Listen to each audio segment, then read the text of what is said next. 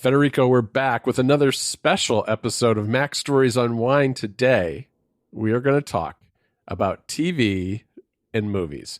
Last week we did music, and I think people enjoyed that episode. I know it made my sister a listener of the podcast. Really? And she's probably listening to it right now. So how did that go?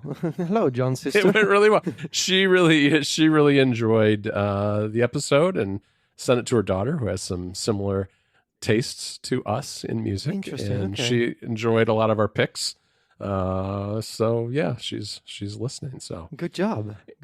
yeah. We picked up at least one, maybe two listeners right there. Very So. good. We're rich now, so there you go. We are. Good job, boss. We're gonna have to. I'll highlight and then that to sponsors going forward that we've got. we're exponential growth. All right, Federico, we Okay. got to get into TV and movies, and it was interesting putting these lists together because Okay. I had kind of forgotten a lot of what I watched this year. Okay. And so what I did is I did two things. First, I went back through the old Unwind posts on Mac Stories. Thank goodness, we have our memories are all recorded for posterity on macstories.net. And so I went through those, and then I went through Sofa and just looked to see if there was anything in there worth mentioning too that I hadn't used as an Unwind pick in the past. So I think I got it pretty well covered.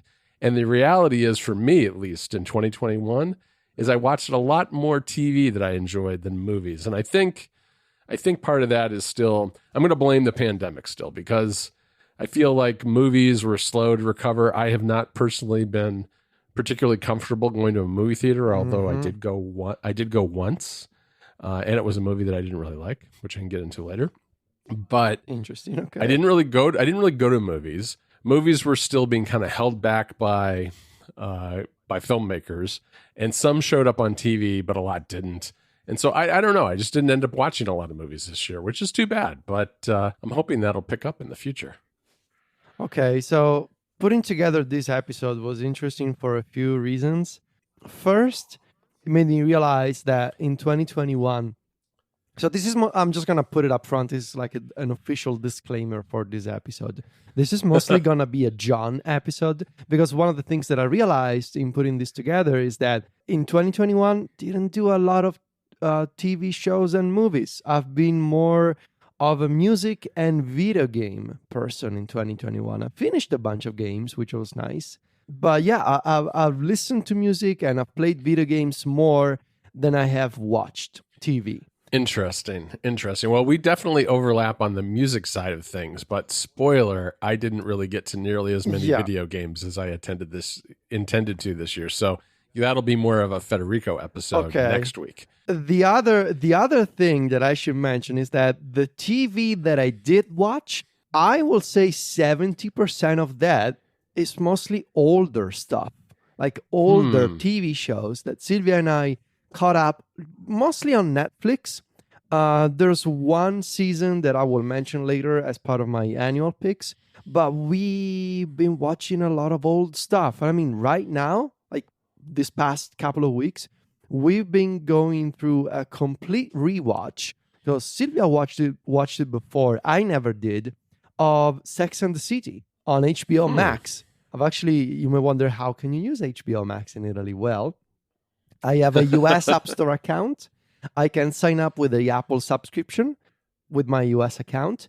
And to use it to watch stuff on the Apple TV, I just run a VPN on my iPhone, use the HBO Max app on my iPhone, and then I AirPlay from the iPhone to the Apple TV. And that works because it's technically going through a VPN on my iPhone and then to the Apple TV. I have tried those like custom DNS solutions for the Apple TV. Please do not send them to me. They never work reliably.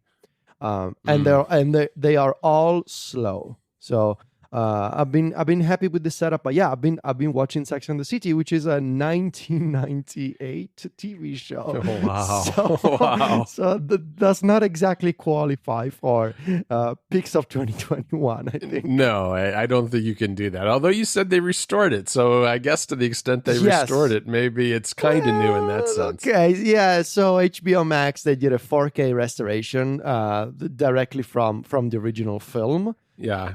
But I mean, it's still a It's still show a 1998 show. from Yeah, 23 years ago. So yeah. Wow. All right. Well, this episode is going to make me look like the person who watches a lot of TV, which is kind of ironic because I really don't. I don't think. I know Jennifer watches more than I do, and I think her watching habits are a lot more like you and Sylvia, in that she watches a lot of things on Netflix, some new, but a lot older too. So why don't we just dive into it, Federico? Because I'm going to go. First of all, I guess I'm going to go by service, just because there are two standouts here for me, which are both Disney Plus and TV Plus. interesting. From Okay. Apple. Yeah, and Disney Plus, in a way, is surprising to me in that I actually don't use Disney Plus a lot, and was wondering whether I really should have signed up for it at the beginning, because I feel like their catalog is just kind of, if you're not into watching their older animated movies or Star Wars or things like that, their catalog just doesn't do it for me. And I know a lot of people are very into it, but I'm just not. But what I do like is the new TV shows that they're doing. Now they're a little bit few and far between, but the 3 Marvel-based ones that I watched this year, I really enjoyed. Right now, we're watching Hawkeye, which I think is roughly halfway through. There might have been another one that went up last night, and it's really well done. I've also watched Loki and WandaVision. Now, WandaVision was a show that almost lost me at the front end because it was really strange. It started out in this 50s style show that was a little bit like watching I Love Lucy or something, and it wasn't clear at all what was going on until you got 2 or 3 episodes in, and then you realized that there was something more happening. It was kind of a slow burn, and it was almost too slow a burn because it almost lost me right off the bat. But by the 3rd or 4th episode, I was really hooked and really enjoyed the story and why it was that they were in this contrived scenario. I don't want to, I mean, I guess there's probably, it's been out for like 10 months. I don't know if I should avoid spoilers as much, but it's a good story and it's worth watching. Loki does a bunch of, traveling into these various, it's time travel basically. So there's all these different streams where Loki is helping this team try to figure out what's going on. Loki is hunting Loki effectively across multiple time streams. And I thought that was really well done as well. And then Hawkeye's just a guy who's really good at bow and arrows, right? He doesn't have superpowers per se. He's got good equipment. And in that sense, it's more of like a mystery detective show that happens to be on Disney Plus. And it's based on a run of the Hawkeye comic that I really enjoyed that spanned, I think it was 2012 to 2015. I have this is something that that comic book series, I think it was 2 or 3 weeks ago that I recommended that on the show. So very good show as well. Then when it comes to TV Plus, I've been really happy with Apple's TV offerings. I think that, top to bottom, the quality is really good. I haven't watched nearly everything they have to offer, but the 3 that I was really into here, and you can chime in on these because I know some of these are your favorites too. But the Mosquito Coast is one that I think you've talked about watching, but I don't believe you've watched yet. no, I never started it. Yeah. Yeah, you should watch that one. It's really good. It's a family on the run, and there's a mystery in their past that isn't clear throughout the series. And they leave California and they end up in Central America and then move down through South America. And it's really, really well done. A great drama that I enjoyed a lot. I think it was out in the spring, and so it's all the episodes are available. And then for Ted Lasso, I actually liked Ted Lasso season 1 better personally, but this was a good season too. They did have a couple of episodes in here where I guess what happened was they expanded the show from by a couple of episodes and had to kind of go back and film out of time episodes. And they didn't fit in super well and weren't my favorite episodes. Like the Coach Beard episode. Yeah, the Coach Beard episode is the one that really sticks out to me. The Christmas one was kind of fun, but it was very odd to watch a a Christmas episode, and I think it was like July or something. Yeah, August, I think. Yeah, something like that. Yeah. Right, right. But I did like it. I mean, what they did, it was a more complex season in the sense that the first season was really all lighthearted and feel good, whereas in this season there was a lot more conflict and emotion involved in the storylines, which is good. I mean, I really, the reason I guess I liked season one a little bit better was probably because it was right in the heart of the pandemic, and I just wanted something lighthearted to get my mind off of troubles, and that's very, very much been a theme in things that I've watched over the last couple of years, is that I don't need TV to stress me out. I've got enough stress in my life as it is. So that's probably why I like season one a little bit better, but I did think season two was awfully good too. What did you think of it? Yeah, I get it. I was about to mention season one being sort of like the perfect match for the pandemic. So season two is one of my annual picks as well from Apple TV Plus. I've been very vocal on Twitter and in other places about deeply disliking the sort of the gimmick, the story device that they set up in the first episode of season two of Ted Lasso, which is killing off the poor dog on the field just to introduce what's the name of the the character. Football is life.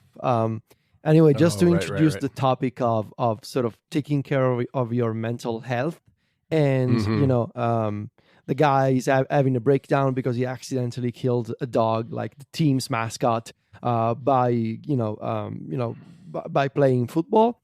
So I thought that was a bit unfortunate as a decision, but I think season two redeemed itself for me just because of how thoughtfully and tastefully they treated the theme of mental health, and especially something that you don't see in television often, you don't see in real life often, which is this idea of men opening up to other men and taking care of other, like going against this idea of like masculinity, like traditional masculinity, and the way that even Ted Lasso is, unable to open up to the team's doctor initially, is able eventually to form a relationship with them, and to be able to open up about his past. So I think it was very thoughtfully done, and I kind of like the contrast with the first season, where the first season is like this uplifting, optimistic story. Everybody's happy. Here's the idiot guy coming from America, doesn't know anything about football, and somehow manages to capture everyone's attention and good feelings, and everybody loves Ted. And I think it's very nice how in this season you have the come down from that, and you have this darker side of the story. And the whole setup with Nate, I also thought was very, very nicely done. Nate's descent into the darkness, essentially, in season two, leading up, spoiler alert, leading up to, quitting Richmond and becoming the coach of another football team. They're setting up Nate as the enemy, essentially, as the counter to Ted for season three. And I understand why a lot of people couldn't bear that in season two, but that setup was necessary, I think. So Ted Lasso season two, I really enjoyed it. Very different from season one, darker than season one, more serious than season one. And that's probably why I liked it so much. But that poor dog, like, that wasn't necessary. They could have come up with something else. That was a tough way to start a season. I do agree with you, though. I think adding depth and complexity to Ted Lasso as a character made a lot of sense, because otherwise... Danny Rojas. I'm sorry. That was the name of it. Danny Rojas. Yes. Yes. Although I think I still preferred the first season, I didn't really want a repeat of the first season either, because I think that storyline and that theme would have worn out its welcome pretty quickly and would have become kind of tired. So I think it does make a lot of sense that they took it in kind of the direction that they did in season two. The other TV Plus show, Federico, that I know you and I both watched because it was part of our AV club in Club Max Stories, is Isaac Asimov's Foundation. Yes. And This one I watched by myself because Jennifer's not a fan of science fiction. And it just so happened that I actually watched most of this while I was traveling to Ireland and then to visit you, and caught up. And I think, this is another one. There's a little bit of there was a bump in the road where around episode 3, the show, is jumping back and forth through hundreds of years of history, and it jumped to a different timeline that was different than the original first timeline, and I didn't like it as much. I kind of I was enjoying the story of the first couple of episodes, got shifted, and it really threw me off at first. But then once I got into that storyline a little bit more, I was totally hooked, and I watched 4 or 5 of these, they were about an hour long. I watched 4 or 5 of these in one night while I was traveling because they were just so good. And it's the kind of story that I think, too, you can go back and rewatch and pick up on a lot more details, because there are all kinds of references from one timeline to the other, which, you may not have picked up on in the first couple of episodes because you didn't know what was coming. But now that you kind of know the whole story, you could go back and figure out a lot more of the details. And I also just kind of loved that one of the early scenes was at the Trinity College Library, which is where I happened to be in Ireland about a month ago. I really loved Foundation. I know that it differs from the original books. This is a TV adaptation of Foundation. I'm fine with it. It's very much different from the books. But I don't care. I never read the books. I think this is a very enjoyable sci-fi drama. There are some ideas that I've never seen done before in TV, like the whole genetic dynasty idea, which, again, if you want to listen to this more in depth, we did an entire town hall featuring other Club Mac Stories members, plus John and I, on Foundation on Club Mac Stories Plus. So go listen to that. There's going to be links in the show notes. But the idea of the genetic dynasty, amazing performance by Lee Pace playing Brother Day. Brother Day. Absolutely. Yeah, and the whole storyline with the Empire and the dynasty and the, no spoil. I don't want to spoil it because it didn't end too long ago. But the way they wrapped up season 1 and set up season 2 was really excellent, in my opinion. So that is, if I had to pick, Foundation would be my TV show. Actually, I'm just saying it now. This is my TV show of the year. I haven't watched that many new shows in 2021, and it just so happened that the one I did watch, I absolutely loved. Like, I'm still thinking about Foundation, and I would also recommend listening to the podcast. There's an official Foundation podcast that is very good. They go in depth on each episode with the series showrunner David S. Goyer on each episode of season 1. Highly recommended. Really good listen. Yeah. And they talk to a lot of the writers along the way as well, which I enjoyed hearing, because it's I think writing for TV is a very different kind of writing. I just found that fascinating as someone who writes as well. All right, Federico, I've got 3 more shows for you that I want to mention. The first one is Mr. Mayor, which Ted Danson becomes the mayor of Los Angeles. This is an NBC show, I believe.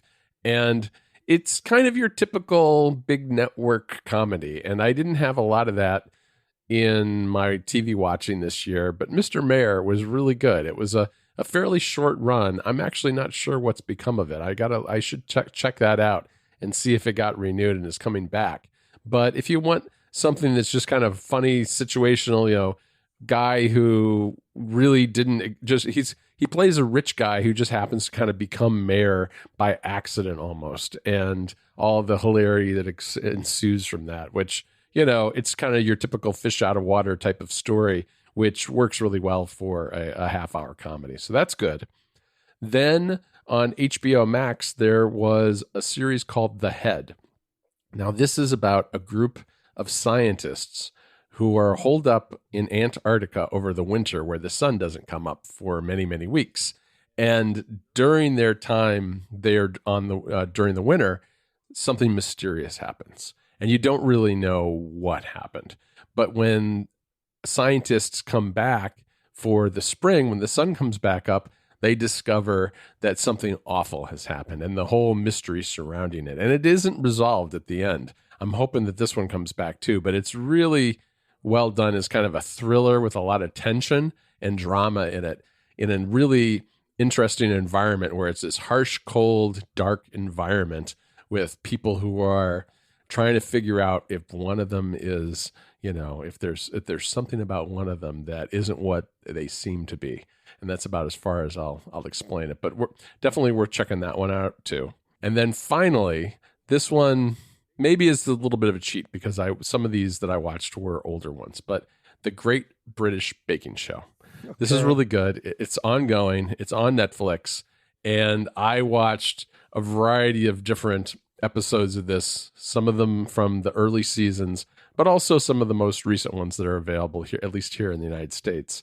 And it's just really fun to watch. It's, your typical reality TV where there's some kind of contest. And here it's challenges. It's a week-long challenge of different kinds of baking challenges. And these are not professional bakers. These are amateurs. These are people who are just good at baking. It's like their hobby.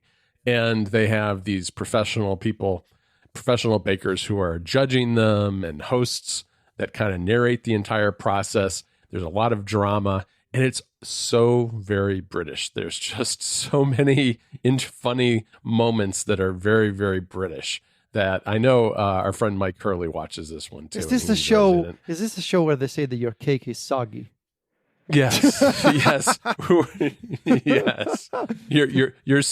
Your sponge hasn't set properly, or there's all kinds of funny little sayings, and they just describe the process of baking in a way that's very different from the way you would in English in the United States, and it's just it's a lot of fun, and there's the whole build up to the end to who's going to be the champion baker. So okay. I haven't watched all of them, but it's a lot of fun. I mean, I would highly recommend watching that one. Nice. I have one last TV pick before we briefly talk about movies. Season 5, last season of The Bold Type. So The Bold Type, I mentioned this on Mac Stories Unwind before. This is a comedy set in New York. It's basically one of the many... See, now there's a reason why I'm watching Sex and the City again. And that's because Sylvia told me months ago that all of these modern TV shows were very much inspired by Sex and the City. Younger is another one that we watched on Netflix this year, also an older TV show, very much inspired by Sex and the City. You can see just like... Seinfeld, for example, inspired a lot of modern comedy. You can see how Sex and the City inspired a lot of these modern TV shows, like, modern comedy drama series, sort of. And this one, it's final season of this show. It's set at a publishing company. They publish this fictional magazine, which would be like the equivalent of Cosmopolitan, basically. And it follows these 3 young women as they go through life in New York City. And they go through their career and their love lives. It's very enjoyable. I didn't like the ending myself, but overall I really like this TV show. If you're into that sort of thing, it makes for a very good watch on Netflix. I believe you can now find all 5 seasons on Netflix. Season 5 was not available in Italy a few months ago, but yeah, this wrapped up, and season 5 is the last one. Finished in May 2021. So yeah, I really enjoyed this one. All right. Well, you know what? I'm going to, before we move on, pick my TV show of the year. And it happens to be the same as yours. It's Foundation. So we've already talked about it quite a bit, and it's for a lot of the same reasons as you. I mean, I think the story is innovative. It's something that you can really lose yourself in. And I really can't wait for the second season to show up. So that'll be a lot of fun. Hopefully next year. I'm not sure exactly when that's slated to come out. Before we do movies, Federico, we had a couple of stories on the site worth mentioning. Pock Pock Playroom just came out with a big update this week, which expands the town toy in the app quite a bit. Pock Pock Playroom is a series of different toys that kids can play with. They're very interactive and educational, and kind of let kids figure out how they want to structure the play themselves, with their imagination. And the town has proven to be one of the most popular of the toys. And so the team at Pock Pock Playroom, they worked with an urban planner to expand it. and work in all sorts of, open spaces, cultural references, and transportation systems, and kind of build what is an ideal modern city from an urban planning standpoint that's also fun for kids. So that was pretty cool. And then also we linked to a story that Wallpaper had. And Wallpaper is a design website and magazine. And they have an in-depth profile of the Apple design team this week, which is really interesting in that, the Apple design team is pretty secretive. You don't learn much about how design works at Apple very often. And they have a lot of photos of behind the scenes, what the studio is like, as well as anecdotes all about things like developing the San Francisco typeface, the New York typeface, working with the Apple Watch and the cameras and the cases for Macs, and all sorts of different both hardware and software design challenges that that particular team has faced over the recent years. So worth checking that out if you're into design, because there's a lot of interesting stories in there.